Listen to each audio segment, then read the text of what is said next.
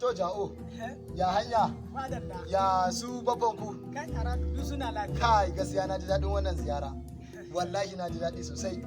Ga shi kuma ban daɗe da aikan Saude ba. Kaga da ka ganta na ga zaga ta ma girma. Allah sarki Saude, ai tun muna yara da muna da Saude. Kai. What? Sannu ja'o. Ga shi kuma yanzu kaga da ta dawo da wuri sai mu shiga gida ita ta girki. Ga ɗan ragowar abincin nan sai ta baka amma yanzu hakan ma ba zai gagara ba. Yau na ga makocina ga can ya fito. Ka je ka tambaye mun shi yanzu karfe nawa. In ya so in ya gaya maka kaga sai in tashi dawo ina so in yi sallah ne sai mu shiga gida. Yawwa ja'o. Yawwa ja'o. Tafi da sandan ka mana. Dan kula na ai bai rabo da sanda. Yawwa ja'o. Yawwa ja'o. Kai rayuwa kenan. Salamu alaikum. Wa alaikum salam. Barka. Na gajiya.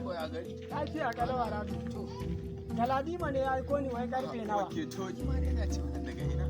Aradu Galadima ne ya aiko ni. Ba Galadima nawa dai wannan? Galadima abokinka. Yanzu karfe 10 da minti 10 ne ai. Kai Yanzu garin ya waye 10 da minti 10 gashi. Yawwa in ka je ka gaya min 10 da minti 10. Ai ko zai ji Aradu. Yawwa to.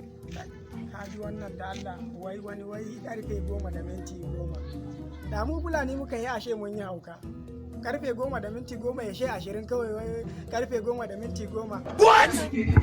A ba abin da nace. Allah na mutane.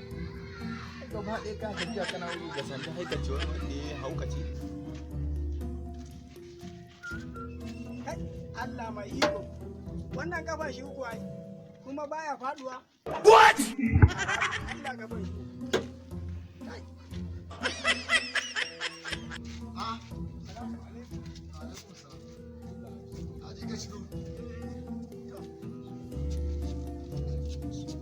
Na ji kuma shiru tun ɗazan madadin ina ta jiran ka.